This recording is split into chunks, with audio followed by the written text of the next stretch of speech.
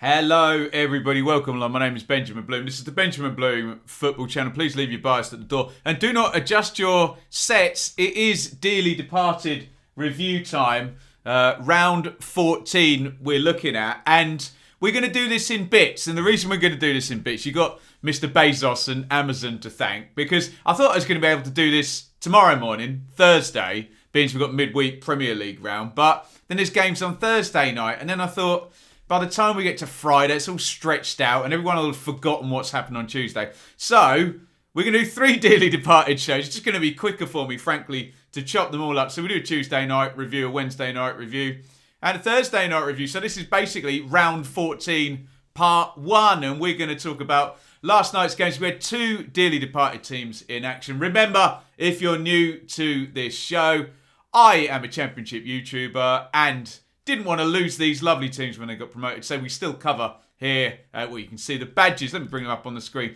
Leeds, Villa, Norwich, Watford, Brentford on the channel. You can get reviews each and every match week of how just those 5 teams have gotten on, because they are the dearly departed. 2 of them playing last night.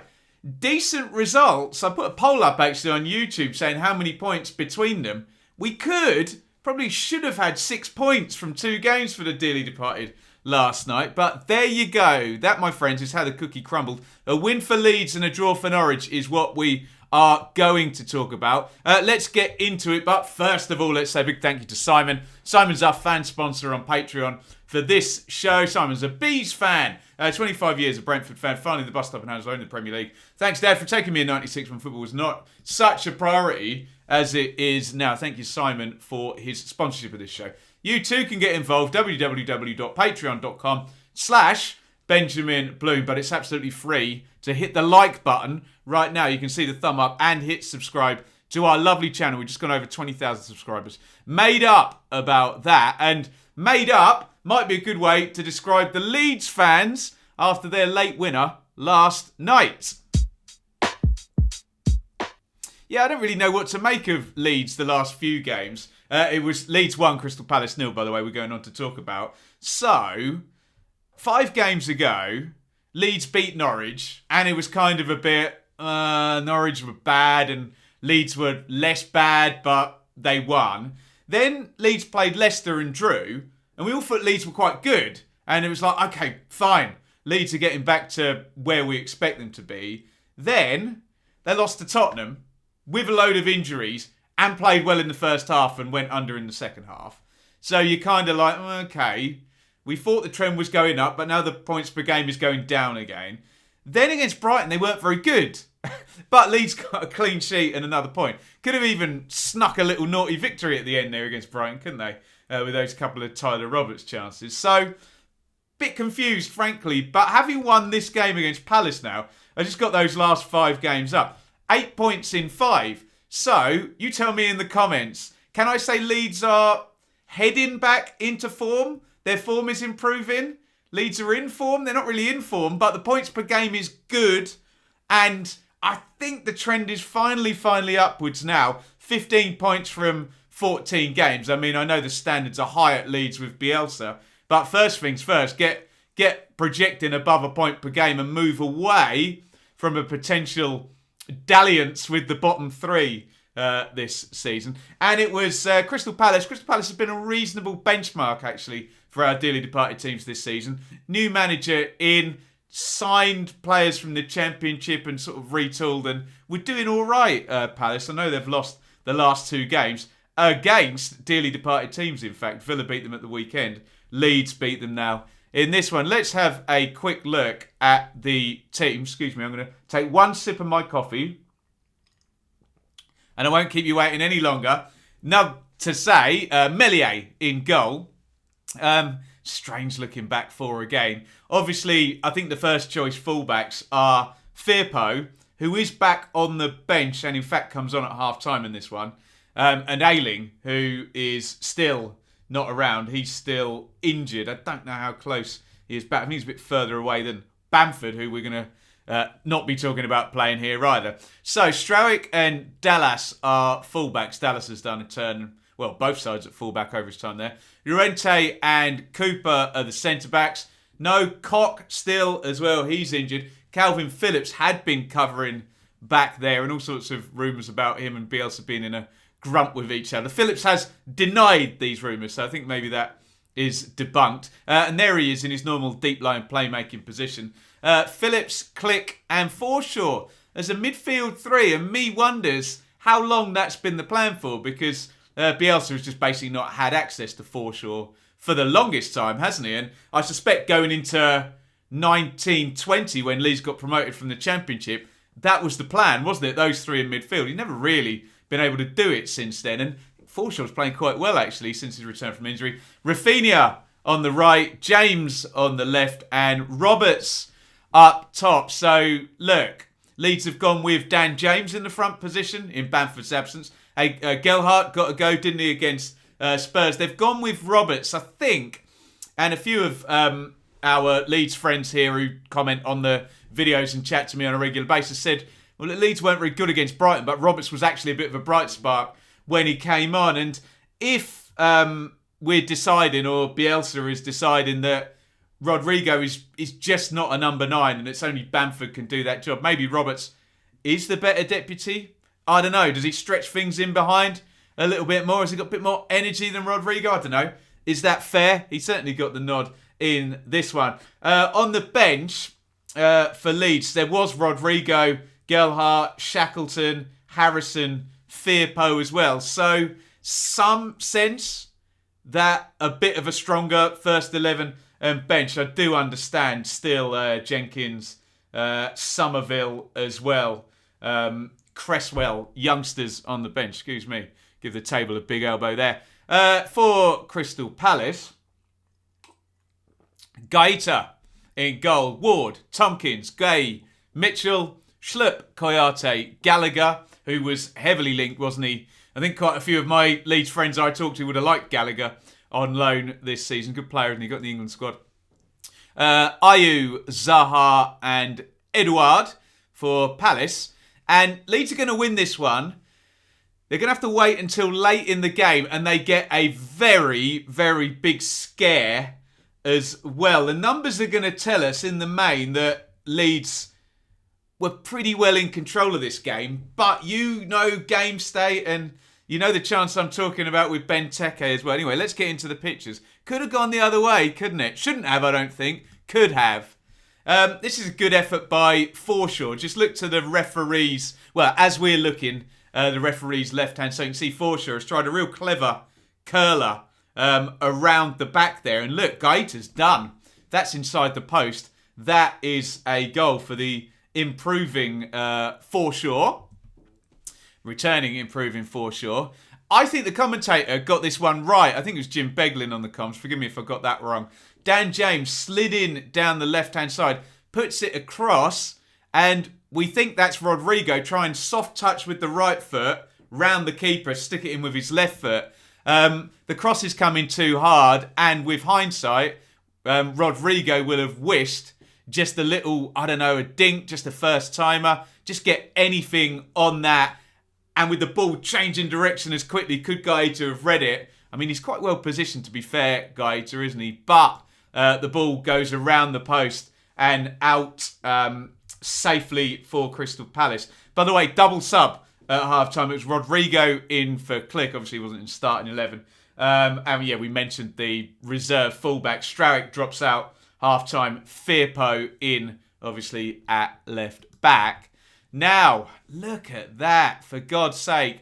It's the most glaring open goal for Benteke on the back post. Gallagher drives into the box. It's stood up, I think that's Zaha. It's a blurry picture on the left-hand side.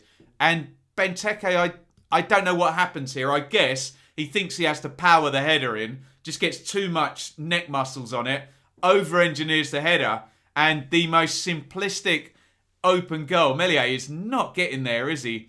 Is missed on the far post. So, I don't know. Hopefully, for our Leeds friends and with our dearly departed hats. Someone asked me the other day, Ben, are you getting a dearly departed hat for Christmas? Yes, and I'm going to wear it every day. If anyone wants to make me a dearly departed hat, they can, because I talk about one all the time. But hopefully, that could be a sliding doors moment, couldn't it? You know what football seasons are like. That goes in. Leeds lose at home to Palace. Everything's a bit doldrums. He misses that one and Leeds go on and get a win, which we know they're going to do. And everything looks a bit different. So big chance there missed by Benteke, who came into the game for Edouard on 68 minutes. And another, I would say big chance here, but strange one really. The ball gets played into Benteke. I think defender and goalkeeper, you see Cooper and Meslier there, are both wanting the other to deal with it. Benteke's quite clever actually. He gets a little hook on it. The ball's dribbling towards the goal line. Meslier kind of touches it and realises he can grab it and just pulls it back away from the goal line with everyone going, is that one trickling into net? The Palace away fans would have had a good view of that in the corner at Leeds there. What was it? John Charles stand, is it? Am I getting my names right there of the stands up at Elland Road? Here comes the winning goal. And we got 2 of these in our dearly departed games. Handball penalties. So, just to reiterate the laws now. What we know this season is that we have deliberate, we have non-deliberate. Obviously, any deliberate handball is a handball when it's deemed deliberate. Any non-deliberate handball where the arm is deemed to be in an unnatural position is now a penalty. And we're going to look at the Billy Gilmore one later. And I had one, Ipswich versus Sunderland the other day. These are all getting given as penalties now. People moan about consistency in refereeing. Looks fairly consistent to me. They're all getting given, aren't they? So Cooper is up with Gray. You can see a forward motion to jump towards Cooper. But if I try and copy Gray's position, that arm is in an unnatural position. I guess the idea is you jump and your arms come to your side. So when anyone's heading a ball, you're not out like that. So in the current climate, as much as 2 years ago, this isn't a penalty. This is, that can't be deemed deliberate. Now with the unnatural position and all the examples we're getting here, that's a penalty, isn't it? And I think the refs are being fairly consistent. He was encouraged to go and look at the monitor. It was referee Friend. I think it's the right call, actually. On the basis of the general standard of penalties that are getting given, that's an unnatural position. Ref goes and looks at it, penalty. And what minute are we in here? 92 minutes the penalty was actually awarded. Goodness me. Now I just laughed at this one because it's Raphinha, who really has been the go-to guy in terms of attacking for Leeds in Bamford's absence and goal-scoring output. And I thought this is a really, really high-pressure kick. It just made me chuckle. He does a little quick run up, kind of stops, does the Jorginho of Chelsea hop, step and jump, and cool as you like, just strikes it in the goal. I'm sure there were plenty of Leeds fans. Let me know if you were one in the stadium going, mate, just stick your foot through it. Just find one of the corners and make it over shoulder height for the keeper. But he's in the keeper's head here. Gaeta doesn't quite know what to do. 6th goal of the season in 12 starts for Raphinha. So when Bamford is added back, if Raphinha keeps scoring at this rate and Bamford scores at the rate he scored at last season, Leeds goal-scoring problems, or if they've got goal-scoring problems, I suppose any team that's not winning has effectively got goal-scoring problems. They're solved, aren't they? So Raphinha sticks it in the net. 94 minutes, Leeds 1, Palace 0. 8 points in 5 games for Leeds. We'll look at the league table at the end of this show. Things are looking better, aren't they? Look at the numbers. Palace, 38% possession, 1 shot on target, with that big caveat. Benteke has to score that header. That's a hell of a bad miss. And you can see on the XG on the shot map, that huge blue blob. That's Benteke's header, isn't it? 1.25. Ifs, buts and maybes, and I'm guilty of doing this a lot. Take that out and it looks a viable, good win for Leeds. Just with the Benteke header in, you have to kind of fall on the side of, yes, good from Leeds, but they got away with Benteke not sticking that header in, didn't they? So If you look at the chances in isolation without knowing how that one is missed, everything looks good, doesn't it? With the numbers there. They're all in Leeds' favour. But I just have to throw in the caveat of that header. We'll look at the table properly. The output in terms of points per game is improving. Leeds are over 1 point per game. The trend is upwards. Ailing, Cock, Bamford we need back for Leeds. Firpo in that starting 11. I like now Forshaw, seems to be playing well with Phillips back in midfield. Definite argument for a trend up. Will it continue? You let me know in the comments. But finally, for the first time in 5 games, we're talking about a Leeds win. Get involved in the comments. Leeds 1, Palace 0. Oh, we got to talk about a big relegation 6-pointer here. And it was Newcastle 1, Norwich 1. And this is where we say context is king, don't we? Because before the game, I suspect if you'd said to Norwich fans, you're going to draw this one. And yes, I take the argument that the home game between Norwich and Newcastle might have signed a few players in January by then. I don't know exactly when the game is. I assume it's after the transfer window if they're playing now. Could be wrong about that one. But my argument here being that I'm sure most teams down in the bottom 3 against the direct rival draw the away game and then go at them in the home game. Try and win the home game. That does not factor in the fact that we now know Newcastle had a player sent off. Let me give you the time. Inside 9 minutes. So everything changes on that context where you now look at it, and Alan Shearer was asked about this in the commentary, who's happier with a point? Probably Newcastle now,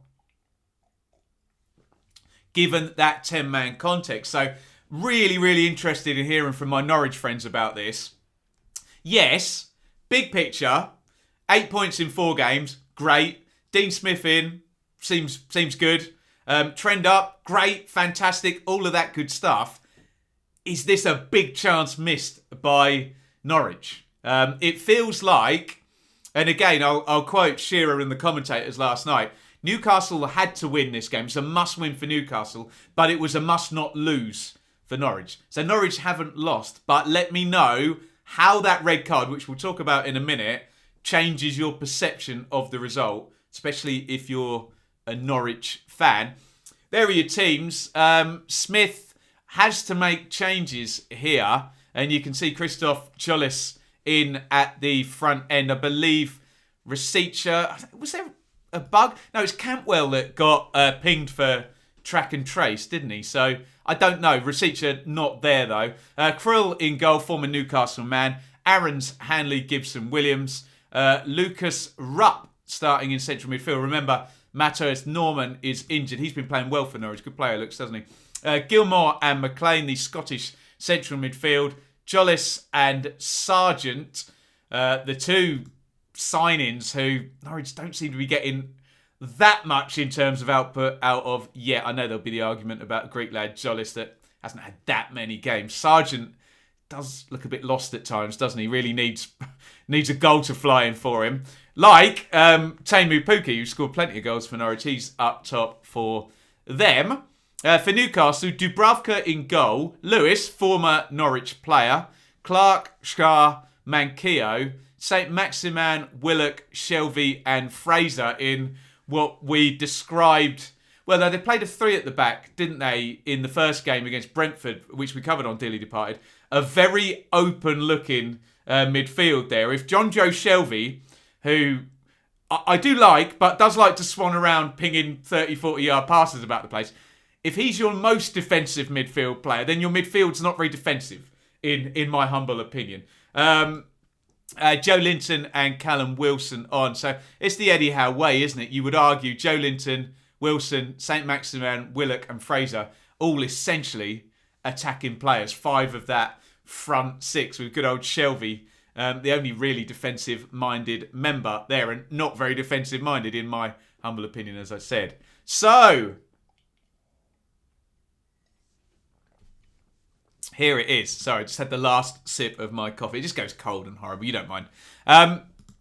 This is a bang to rights red card, isn't it? You have to say. Clark, there's a kind of bounce up. It hits Pookie's hand, but we're not in arm in unnatural. We'll talk about arm in unnatural possession in a minute. It's right by his side. It bounces up at him. In my understanding of the laws, Pookie doesn't handball it. It's not deliberate or arm in unnatural position there. Ball comes at him. And then from then on, it's just so silly from Clark. And I understand in these situations where you've lost your striker, Norwich's best striker there is running in on goal, and he's going to get a shot off. He's clear, basically. He's good 1v1 Pookie.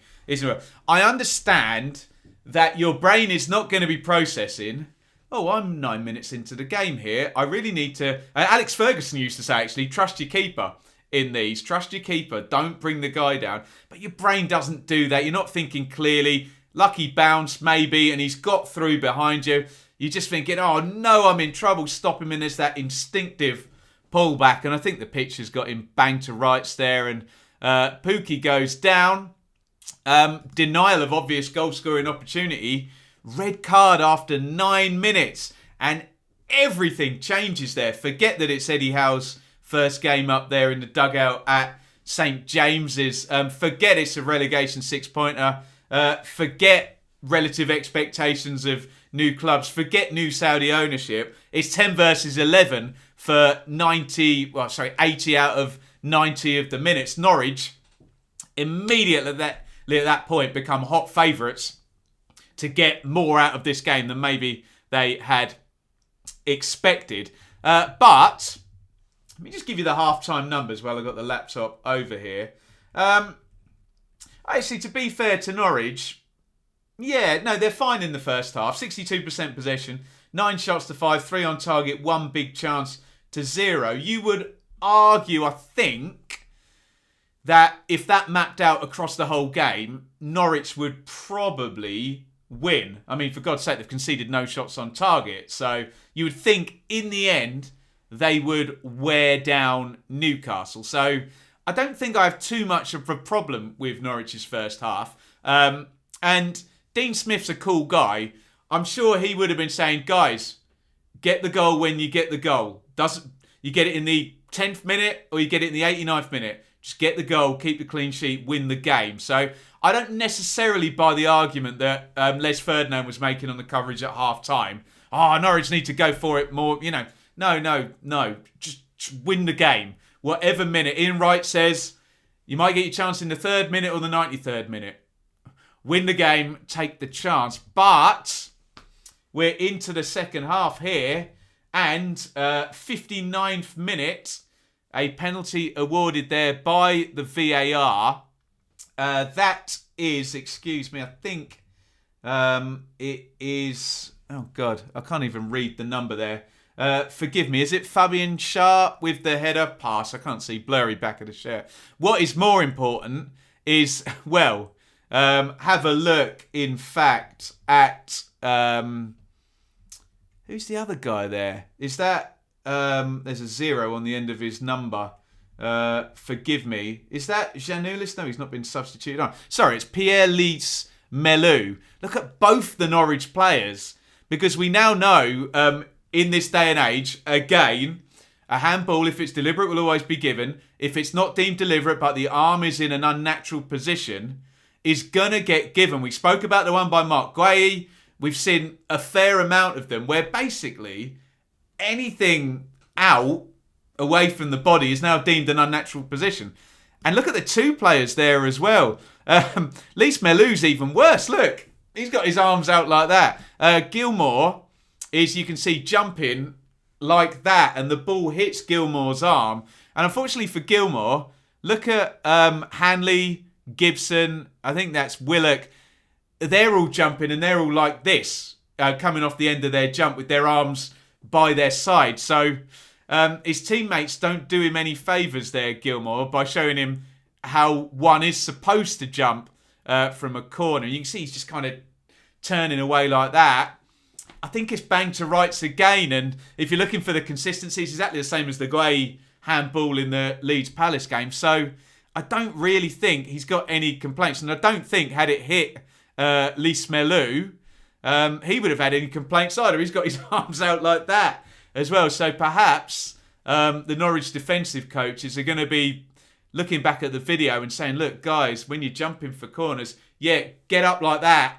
Get your hands away to the sides. Get some legal contact and get those hands away. I think it's a penalty. I think the ref is right on the red card and he's right on the penalty as well here. And Tim Krul nearly saves this. He's a right rascal from penalties, Krul. He's always yelling at the taker. He's bouncing about on his line. I think he's already been caught out once this season for having the feet off the line. Remember, the law is that 1 foot either has to be in contact with or in line with the line. I think he was okay on this one. I did pause it, and his foot's over the line, but I think his heel is just above it. So I think his heel's in the air, but I think his heel's above it. So he'll consider this one he should have probably saved, shouldn't he? Callum Wilson goes into the corner. He's managed to, I think, legally get himself forward. We're talking millimetres on the check here. Gets a hand to it, spoons up, hits the bar into the net, and the 10 men of Newcastle lead. And 10 against 11, it's going to be something like that, isn't it, that gets you in front, a penalty call or something of that. Set play, penalty, bish, bash, bosh. There you go. Norwich continue chasing. Adam Ida comes on. Giannoulis comes on as well, 67 and 73 minutes. Newcastle shore it up. They stick Isaac Hayden in midfield. It is very much a sort of attack against defence training session, really. Second half numbers, 75% possession Norwich, 7 shots to 4 Norwich, 1 big chance apiece, of course, with the penalty. So maybe I'll get some Norwich fans saying, yeah, fine possession, didn't create enough chances. But they do get themselves a goal here. I'm not sure on Dubravka on this goal because cross comes over and I think it's Gilmour crosses it into the back post and Dubravka completely takes himself out of the game. He kind of sprawls over. I think it's a very hard chance for Ida to put in. He's going to have to be some kind of diving header, volley controlled back across the goal here. So, look, I suppose Dubravka just deals with the danger here. It's good play by Giannoulis, the substitute here. He lifts it across the box, and you have to say it's really good from Pookie. Just smashes it left-footed, proper striker's goal. I think Shearer in the commentary box appreciated that one. It was a very Shearer-esque finish, wasn't it? Which, I mean, can you pay a striker any higher praise than that? And Pookie slams it into the back of the net. I think it might just tickle the crossbar on its way in. So excellent from Pookie. And I'm just bringing up his goals total now. 5 in 14. Look, when you consider how bad Norwich were for the first, well, all bar the last 4 games of this season. And, you know, he's tracking, what would it be? We can multiply that by 3. He's tracking for 15. Can we multiply that by 3? 14 times 3? 42 games. Okay. It's tracking for about 13 or 14 goals, which would be a highly, highly decent total when you consider where Norwich are in the league. So I think, and Norwich fans will tell me about his all-round contribution. In terms of the goals, Pookie seems to be doing his job, and he finishes that one off for 1-1. Can Norwich now go on and get the win? No, but by God, they should have, shouldn't they? Look at that. Oh, no. Pierre Lees-Melou. And it's a weird one. I think it's Shah gives it away. And it's one of those where they're both running into the box. And you kind of think the defender's got the striker covered. He's going to try and run him wide. And then all of a sudden, Lees-Melou angles his run in. And you're like, man, he's clear on goal here. And I think it might have been in stoppage time as well. And he's just got to score that, hasn't he? Can he go through the keeper's legs? Can he give him the eyes to the far post, sweep it in the near post? Can he get a bit of lift on the shot? Can he kind of spin it into the far corner? There's any number of finishes. I know it's a high-pressure moment, but that's the winner, isn't it? Surely. He goes for the far post. Dubravka wafts his left foot out. It's actually a good save. I think two things can be true here. It is a good save, but, oh goodness me, if you're a Norwich fan, and we spoke about the nature of being down at the bottom and the fact that when you get a chance to win a game, which might be rare, you might turn up against Man City, Arsenal, Liverpool, Chelsea, Manchester United, Tottenham, and you might not really have a chance to win any of those games. And boof, there goes 10 games of your season. The games against the teams in the middle, have they got injured players? Is there an advantageous game state? Are you playing well? Win the game. Is there an advantageous game state? Yes! Player got red carded after 9 minutes and you've got a 1v1 in stoppage time. So, yes, I do applaud Norwich for getting 8 points in the last 4 games. But are they going to regret over the course of the season that there's 2 extra points there and then? I know you can do ifs, buts and maybes, but in stoppage time as well, it really does to me smack of score that, win the game, 3 points, bosh. So, yeah, in context, a point is a point, but I think it should have been a win for Norwich, shouldn't it? Let's have a look at the numbers. So across the game, look, 1 shot on target for Newcastle, for goodness sake. 16-9 for Norwich. 6-1 shots on target. 5 corners to 2. 2 big chances to 1. XG 1.79 for Norwich, so nearly touching 2. And Newcastle's is 1.2. And I know I'm doing ifs, buts and maybes, but if we go open play, and I don't know if there's any free kick shots in there, 0.77 of that is the penalty, isn't it? So that 1.2 is heavily padded by the penalty. Take that away. Okay, ifs, buts and maybes again. And you're under 0.5, plays 1.79. What I'm saying is that a big chance gone a begging for a third win in, what would it be, 4 games for Norwich, and the type of run that really pads that points total? I don't know. You let me know. So we have to try and play both here, don't we, when we're analysing? We have to play big picture. Big picture, I think Norwich is definitely looking good and trending up, and 8 points in 4 games, and Dean Smith and all of that, la. Going in, minutiae, are you disappointed if you're a Norwich fan? That looks like a win. When you look at all the numbers in the game state, that looks like a game you regret not winning. I'm sure Dean Smith will, play the big picture and do the right thing and big his players up and all of that, but should they have got the win? You let me know in the comments. Am I being unfair? I'm trying to play both sides of this, but I think that's a chance gone begging for Norwich to get 3 points, despite the fact that probably flying up to Newcastle beforehand, they probably would have been happy with a point and take the chances in the home game later in the season. Let me know what you think. Newcastle 1, Norwich 1.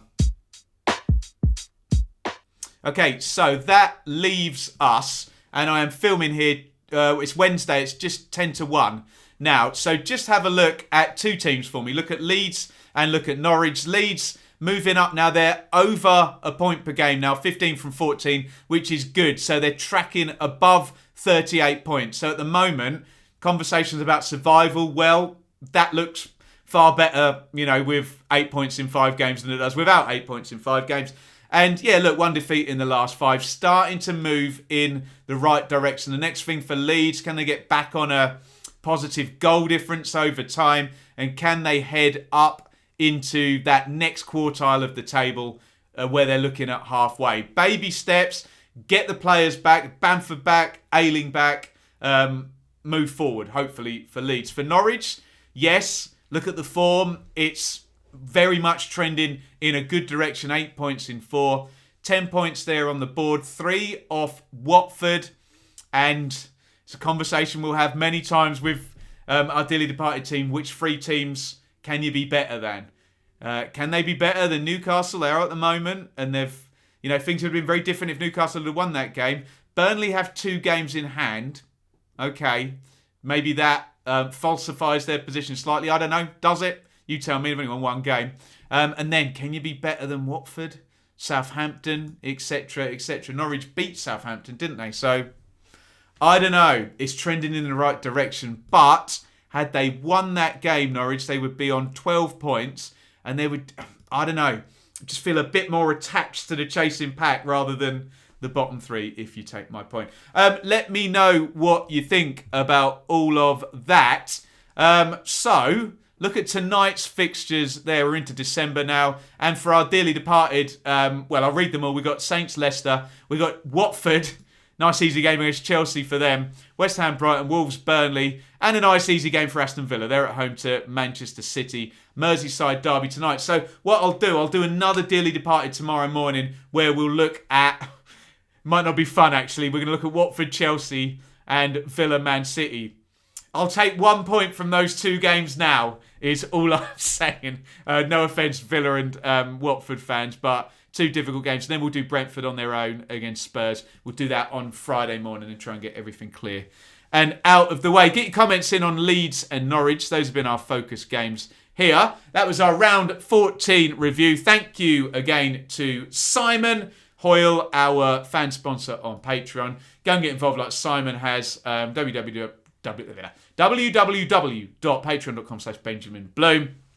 And that is the first of 3 Dearly Departed shows. Look, if you only watch your own team on Dearly Departed, at least click on the other 2 that are coming this week if you're a Norwich or a Leeds fan and support the channel in that way. Please hit like, hit subscribe if you haven't already. And it's a lovely big over and out from me as we carry on with Amazon Premier League Football Week. All feels very branded and corporate and American, doesn't it? There we go. Anyway, thanks for watching. That was a Dearly Departed show. Over and out. Thank you so much for watching. If you enjoyed this video, please hit the like button to see more videos from this channel. Hit the subscribe button and to be notified every time we upload. Ring the bell for those notifications to come through on your device. If you really want to support the channel and me as a content creator, I will be eternally grateful if you head over to the merch store and grab something, or support over on Patreon, patreon.com/BenjaminBloom. Thank you for your time. Go and watch another video.